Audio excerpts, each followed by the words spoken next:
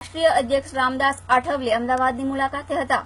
જ્યાં એ મુલાકાત દરમિયાન આરક્ષણ મામલામાં રામદાસ આઠવલે સાથે થયેલી ચર્ચામાં તેઓએ આરક્ષણ મુદ્દે પોતાના મંતવ્યો રજૂ કર્યા હતા. આ મુલાકાત દરમિયાન લાઈવ ગુજરાત ન્યૂઝની ટીમે લીધેલી મુલાકાતમાં રામદાસ આઠવલે દ્વારા રિપબ્લિકન પાર્ટી વિશે ચર્ચા કરી હતી. આ ઉપરાંત ગુજરાતમાં ચાલી રહેલા પાટીદાર અનામત આંદોલન વિશે તેમને પૂછતા જણાવ્યું હતું કે અનામત જેમને મળેલી છે તે પોપ્યુલેશન પ્રમાણે વહેંચવામાં આવી છે. એસસી, એસટી અને ઓબીસીને ફાળવવામાં આવેલી અનામત અંગે વધુ સ્પષ્ટતા કરતા રામદાસે જણાવ્યું હતું કે પછાત વર્ગના લોકોને અનામત ફાળવવામાં આવી છે, જ્યારે જનરલ વર્ગને બાકીની સીટોનો ફાયદો મળે જ છે.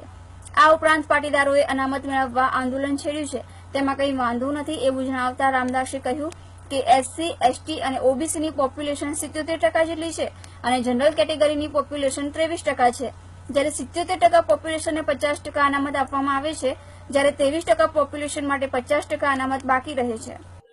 मैंने लोकसभा में जब मैं था तब मैंने मांग किया था कि एससी, एसटी और ओबीसी के आरक्षण को धक्का न लगाते हुए ये जो आरक्षण है, ये आरक्षण महाराष्ट्र के मराठा कम्युनिटी, गुजरात की पटेल कम्युनिटी, राजस्थान की जाट कम्युनिटी, राजपूत कम्युनिटी, या मतलब जो कम्युनिटी को आरक्षण मिलता नहीं है, ब्राह्मण कम्युनिटी, तो उनको भी एससी, एसटी और ओबीसी के आरक्षण को ना धक्का लगाते हुए जो 50% जो जनरल सीटें है उसमें से 25% आरक्षण उन समाज के गरीबों को भी मिलना चाहिए. उनको क्रीमी लेयर की पद्धत लगाकर उनको